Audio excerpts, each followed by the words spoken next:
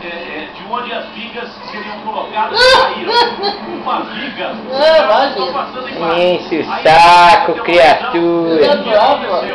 As vigas estavam sendo erguidas. Essa eu peguei. De repente desabaram e caíram. Vem cá, paçoca. Passavam ali embaixo.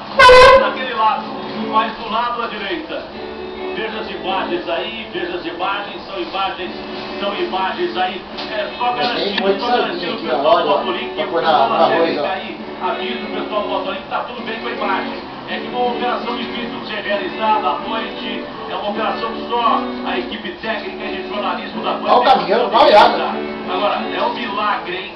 É um milagre com essa modelagem dessas vigas que despencaram de uma altura extremamente razoável e que por isso dobram de peso, triplicam de peso, na realidade caindo sobre esses caminhões de carros.